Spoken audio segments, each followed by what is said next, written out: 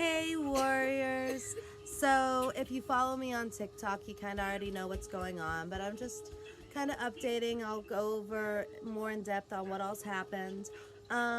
Thursday, nope, Wednesday. Wednesday night, Princess was helping me make tea, and she helps me all the time, so does Boy. Well, she wasn't exactly thinking. She does know that you never pour hot liquid into cold glass because the glass will crack. But it had been a long day. Everyone was tired. Dirty clothes, please, sir. Or not Batman, Catboy, bringing me a dirty sock. She poured a full pot of boiling tea directly into the glass pitcher on the kitchen table, and she was standing on a, no, look, you wanna see? Here's Minnie Mouse. Say hi, Minnie Mouse. Hi. Good girl. And then there's Catboy, and he's gonna lay down because now he's sick too. Oy. But she was pouring boiling hot tea into our big glass pitcher, and it of course caused it to shatter, and she was standing on a chair while she was doing it, and the hot tea came out and hit both of her shins. Oh, pardon me. And immediately, I was actually in the bedroom at the time feeding Catboy because Catboy's been sick for a couple days, and he was eating some rice and some baked chicken. So I was trying to make sure that he was eating because we've had problems with his weight gain before. Brian is only about 120 pounds. And, I used to be big, but I lost a lot of weight. We're actually not very big, and he was in like the 19th percentile, so he has been on Duracal before, and we've always monitored his eating closely. And with being sick, of course, he's going to drop some weight, and that's something that we account for. But anyway, back to the back to the story at hand. The tea spilled out onto her shins, and both Boy and Batman called me in there. I rushed in, saw that the skin had basically boiled off, immediately ran and threw her into the shower and covered her bottom of her legs with a cold towel and was just spraying cold water onto it. Subsequently, Brian was actually out at his mom's fixing her heater because that had went out, and so I called him. He immediately got on his way home, and I kept her in the shower, kept that cold water on it until he got here. And he was just going to take her to the ER, but she wanted mom, and then she wanted her other set of parents as well. So I called my ex-husband and his wife, and they rushed as soon as they were there. Our hospital was not adequate to really do anything. So they bandaged her up. They gave her Toradol and morphine within about, I want to say 45 minutes of each other. And finally, she was out of pain. That was the good thing. The morphine didn't work at first, but after the Toradol, she was feeling better. They put on this special medicated type paper that doesn't stick to skin. They bandaged her up with gauze and vet wrap and sent us home, to follow up in Parkland, which is in Dallas. I called Dallas as soon as we got home, which was at about 11:45 at night. Left a message, and they immediately got back with us the next morning, and Brian was the one to answer the phone. He's the one to set up the appointment, and they didn't get her in until almost 24 hours later today. So besides Tylenol and Motrin, there's not a lot that we could do. I loosened vet wrap as she needed it loosened, but we didn't do anything. So somebody made a comment on one of my videos because this morning at about 5:30, I get a frantic phone call from my ex-husband's wife. We're gonna call her E. We're just gonna call her E, and I'm really big about privacy. Y'all all know that, and I don't have her permission to use her name, so I won't. But I get a really frantic phone call from E that they have hit a deer, And somebody made the comment that, why is that my problem? And I normally don't respond, and I don't think it was a hateful comment, and I completely understand because it is a unique situation. We co-parent very well. We share 50-50 custody of boy, princess, and Batman, and we genuinely all care about each other, and those people are my family. Just because we divorced doesn't mean that the children deserve any less to love their dad or to love me. And they call Brian daddy, and they call their dad daddy. Here's Noel. They call me mama, and they call E mama. So, it became my problem when they were up at 4 a.m. to come to my house to pick me and Princess up so that we could take her to Dallas, which is almost 2 hours away from us, to be able to get her the medical attention that was needed because our hospital was not adequate. They didn't have to. Is that the responsible thing? Yes, and I know that. But let's be realistic. There are some spiteful people out there, and they could have absolutely said, no, it happened while on your time. This is your problem. Good luck. My car would not have made it to Dallas. And my mother-in-law, after they called me, Brian immediately called her and was like, listen, I need to borrow your car. Princess can't miss this. And she had to get a ride into work so that we could take her Ford Explorer because we didn't have another option. And it was just a big whole mess. Oh my Lord, what a mess. And Noelle's butt is ridiculous, and she's actually playing with Nunu on the bed because they're both ridiculous. So I understand that a lot of people say I am the ex-wife, that is the current wife, but I actually consider E to be one of my very good friends. I still genuinely care for my ex-husband. How can I say that I love my children, and how can I look at Boy, who he looks exactly like his father, guys. Exactly like him. Y'all can say he looks like me. That's a lie because you haven't seen his father. He looks exactly like his dad. How can I look at Boy in the eyes and tell him that I love him and not have respect for his dad? Enough. Yes, we divorced. No, we were not good being married, ever. And I will stand by that. And I love Spouse more than life itself. And we have been together 8 years and are going strong. But I still care for my ex, and I will be there for him just like he cares for your ex, for fuck's sakes. Spouse cares. Watch the language. This is going on YouTube. Whatever. There have been times where my ex has called me and we have been over there, rain or shine, day or night, and the same goes for us. I can call them at any given point in time and know that they will rush to my aid, and it doesn't even necessarily have to concern our shared children. It can concern Catboy, it can concern Minnie Mouse, it can concern their son. That's just who we are. That's how we parent, and I believe that's how all parents, co-parents should parent. I understand that it doesn't always work like that, but for us it does. And it's not about me. And it's not about him, and it's not about her, and it's not about Spouse. It is about these children, and they deserve to know that their parents can sit in a room together and know that we're sitting there and we're there for them. We have been, when they were still in public education, we took up 2 rows at every school function because you had his parents and my parents and Spouse's parents. The kids just... they have a crowd that follows them because it's about them, and we all love them and we all support them no matter what they decide to do, and that's how it's supposed to be. So right now E is actually expecting her second little girl because Princess is her first, just like Princess is my first. And I am so excited and I'm so happy because Princess will now have 2 sisters instead of 1. And guys, let go of your hate. And I know sometimes that's really hard, and it took me, this didn't happen overnight. We have been divorced for almost a decade, and it wasn't until, I believe, 4 or 5 years later that we were getting together for a 4th of July function thing with the kids, and we were going to do some fireworks, and we were all just sitting around talking, things that we had been trying our best. This was the first time we had ever really gotten together, though, and he opened up to me about their fears of me and, how things were going in their life, and I'm like, oh my Lord, I'm scared of some of the same things with you. And it's like, why are we afraid of each other?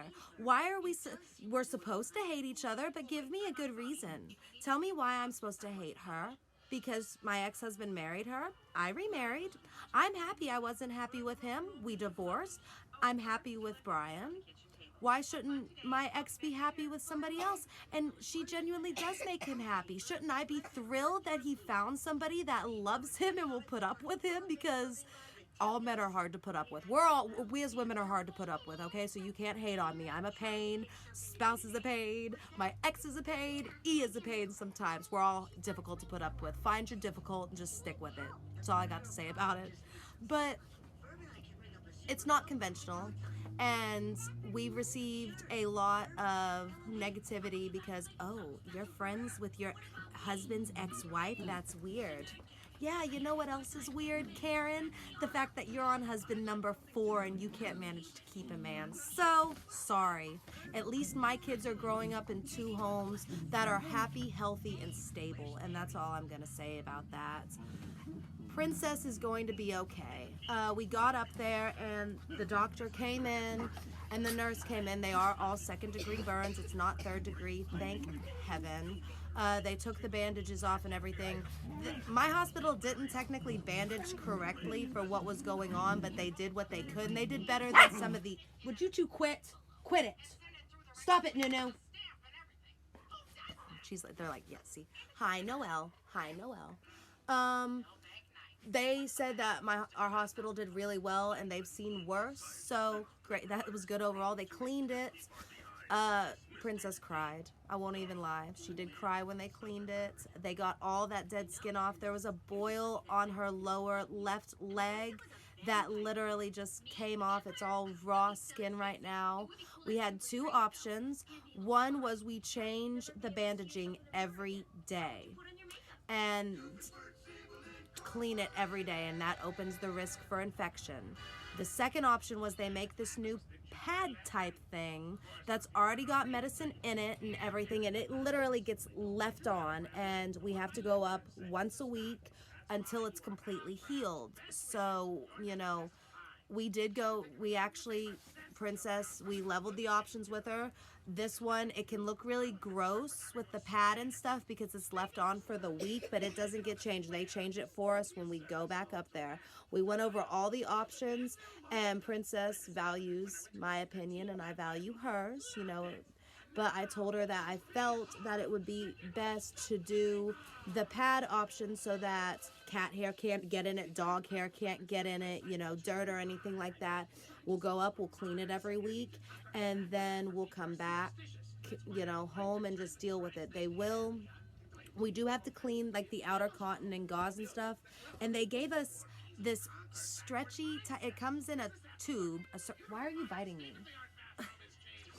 It comes in like this stretchy tube, and it actually just stretches up over the leg, and you can actually hand wash it and let it dry and then reuse it. And we've got 2 of those. We've got the ones on our legs, and they gave us a secondary a secondary set. I need to get on Amazon. The nurse did say I could find it on there, but for the life of me, I don't remember what it was called, so I'm probably gonna have to call back up to them and deal with that. But we do have to change the cotton gauze and everything at least every couple of days. And then we'll go up next Friday and they will change out the pad stuff. And the doctor said, thank goodness, that it should only take between 3 and 4 weeks to fully heal. And we were actually worst case scenario thinking 6 to 8, but with, you know, where medical science is now, hopefully things will go over easy. I did tell Princess that she's got to eat really healthy, she's got to hydrate the way she's supposed to, and that she'll heal up just fine. Biggest thing is there might be some scarring, and she might not have hair grow there, but ladies, I would kill not to have hair grow on my legs, you know? So we did, it's not funny, it's not, but we did make it sound, you know, better than it was, just because Princess was really scared going into this. We were there for like 45 minutes. They got us in and out. The biggest thing was traffic. And her appointment next week isn't until later in the day, so we don't have to get up as early, and hopefully their car will be fixed by then so that we can take that. We had rent due this week, and we still haven't paid all of that. Our water bill is due on Monday, and we don't even have the money for that. So our car is getting pushed off to being fixed so that we can have a roof over our heads. I've called on houses. A lot of places don't accept the dogs. You know, our dogs are too big. Because I have been very open on TikTok, I cannot and I will not lie. You know, that was one of the big promises that I made, is that I'm not going to be shady about all of this, because at any point in time my landlord could get on and be like, I found your TikTok. You actually have 5 dogs. And even though JJ is older, and I don't even really classify him as a dog because, you know, I mean, he is a dog. You know, he is a dog. But he's really old. He doesn't do much. He just kind of sleeps and lays, and we just leave him alone. And we'd probably, you know, God forbid, we probably won't have him much longer. He is going to go to the Rainbow Bridge, and it's crappy, and it's a part of it.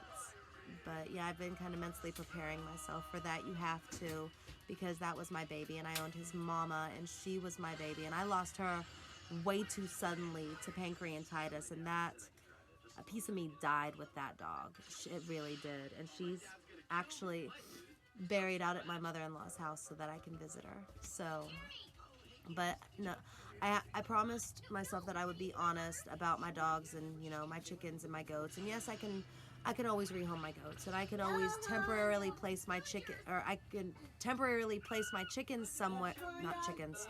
I'm getting so tongue-tied. I can temporarily place my goats somewhere. I have a location for them, and then I can always home my chickens, and chickens are very easy to reacquire. I will not place my dogs anywhere, even temporarily. They go with me or we don't go, and that's just that. So that does make it a lot harder, and I can't be shady about it, because at any point in time my landlord or their kid or their grandkid or whatever could stumble upon my TikTok and be like, hey, don't we rent to them? I can't do it, guys. I can't. I have to be honest. I will be honest. That's important to me and who I am as a person and my character. So, you know, if it happens, we might kind of just, there's hopesies and nunu. We might just have to kind of stick it out until we can get the money together to, you know, put a house. Oh, Daddy's getting treats. Daddy's getting treats. Look at them. They've been up all day, so they've been out for probably about an hour, maybe an hour and a half now. They've been doing so good. They have. They've been troopers through all of this. Noelle went right into her kennel. Hope will go right into her kennel too. But Batman's finally better. Him and Boy are actually going to stay the weekend at their Abuelita and Papa's. And yes, I know, it's Abuelita. But Boy named Walita when he was 2 because he could not say Abuelita.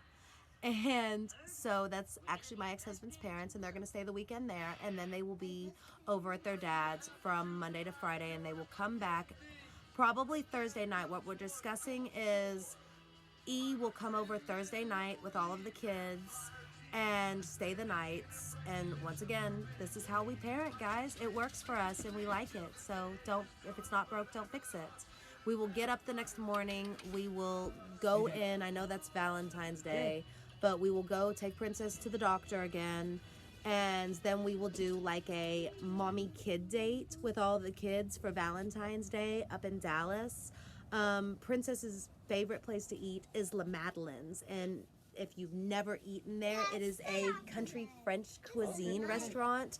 We actually have one up in Tyler, close to us. Daddy, will you take her real quick? I'm almost done, I promise. I love y'all guys. She gotta go to Daddy. Daddy's getting choked by Bubba. But no, La Madeleine's, and Princess wanted to eat there today, but we really didn't have it because we kind of All of us were broke this week, and then Princess got burned, and you make it work and you get your kid to where they need to be regardless of how you do it. So hustle strong, hustle hard, right, moms? But she wants to go eat at La Madeleine's, and we're thinking that we're going to go do that for Valentine's Day, and us two moms will go with all the kids and just kind of have a date. Maybe we'll go to the park. I don't know. Her doctor did say that not strenuous activity, of course, but she can be up, she can be walking around, and she doesn't need to limit herself, unless she's in pain. They didn't write her anything for pain. They did say that, too small. Yeah, that she's too small, and that made me feel a lot better. I have lost, oh my God, oh goodness gracious. She's fine, guys. Bubba yanked the blanket out from underneath her, and I'm already at 20 minutes. I can talk all bloody day, and y'all don't want to listen to me. So, I guess in closing, I appreciate everyone that has commented and is praying for Princess and for our family. The flu hit Batman, Princess burned her leg, the flu hit Catboy, the car went down, it's really just been one thing after the other, and I believe it is always darkest before the dawn, and that everything will work out, and I will smile through it, and I will be my happy, chipper self, because that's who I am, and no matter what happens, we're gonna be okay, because we always are. I love you, warriors. Thank you for listening to me, and I'll see you on Monday.